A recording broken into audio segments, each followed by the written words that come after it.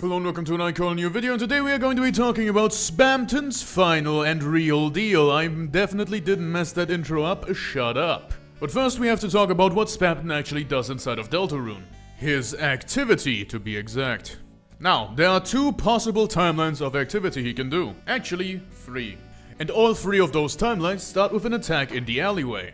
However, this is exactly where this timeline stops. Because this is the timeline where we completely ignore doing all of the Spamton activity. And the other two are Secret Boss and Snowgrave.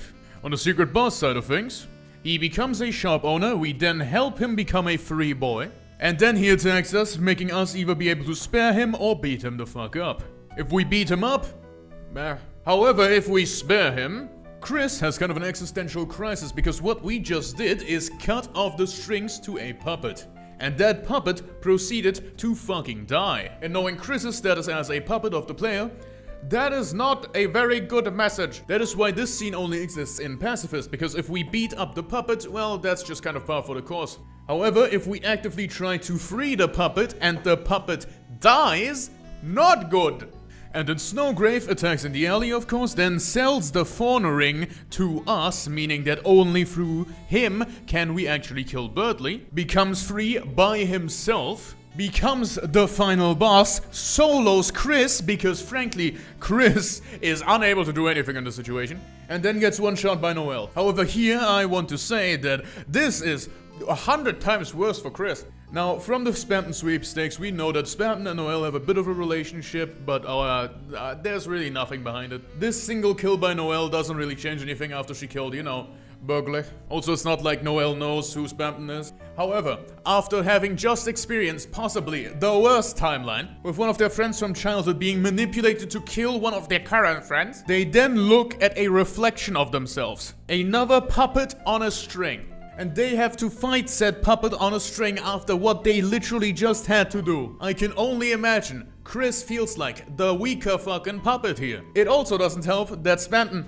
just solos Kris. And in their state of mind, maybe they think to themselves, well, if the player wasn't here and didn't make Noelle strong, how would I have gotten out of this situation? Maybe Kris is constantly thinking to themselves, well, would that just happen even if Noelle didn't become that? How would I be able to do literally anything about that? Because in reality, they wouldn't be able to. Spamton wins these, and I think the fact of that alone puts way too much doubt in Kris's mind. They already want to get rid of us in this route, so they don't need any extra reason to get rid of us in this route. We are just giving them the reason. But in a sense, in this route, we are actively showing Kris that without us, they may just not be able to survive this journey. Because it is our choices that made them even be possible to destroy the fountain this time around. So if Kris isn't the knight, which I do honestly think they are one of the knights, but if they aren't the knight, this may just push them in the direction of trusting us a little bit more. Still, we destroyed Noelle, but we saved them in the course of it. So that's an interesting way the story could go. But what does that have to do with Spamton? Well, we have already very much established that Spamton is a mirror that is basically put up to Kris. And that's why I kind of love Spamton's place in Chapter 2.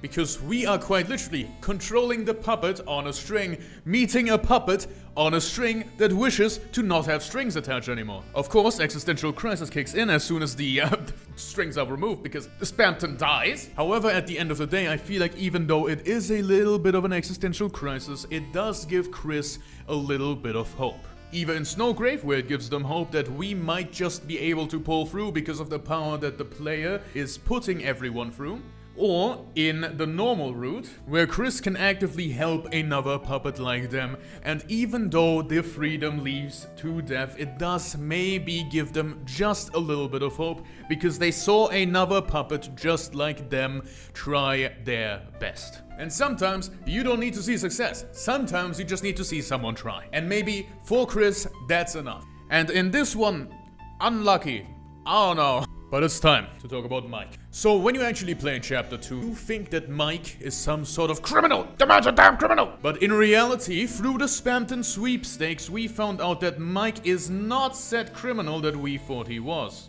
The criminal that he mentioned while talking about Mike is actually Tanner.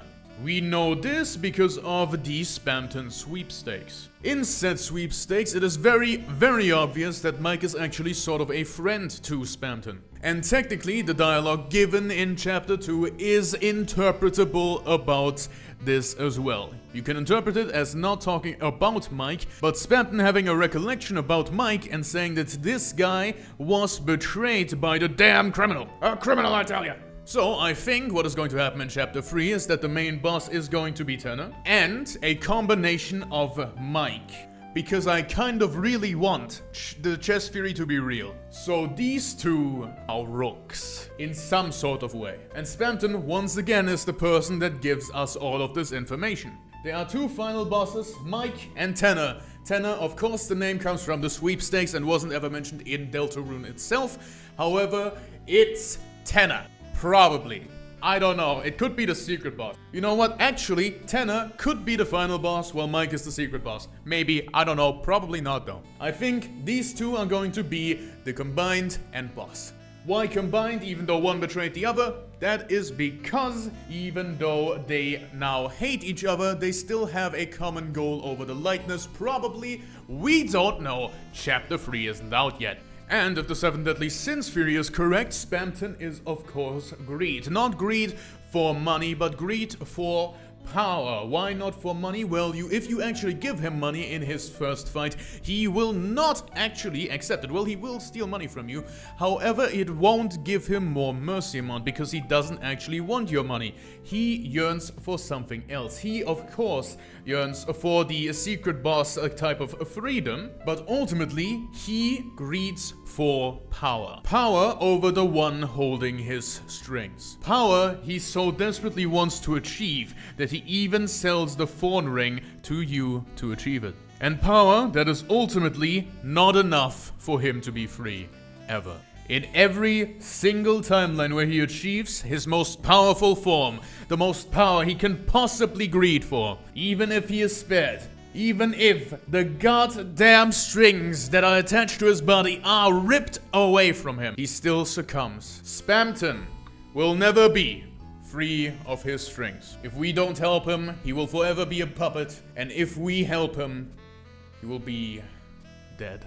So ultimately, no matter what we do, no matter what we try to change, Spamton will never be able to satisfy his greed. No matter what we do, Jevil will never be able to satisfy his arrogance. And no matter what we do, if this theory is correct, each character of the 7 deadly sins will never be able to achieve the true goal of their sin. My fit goes absolutely hard. Cue the clown!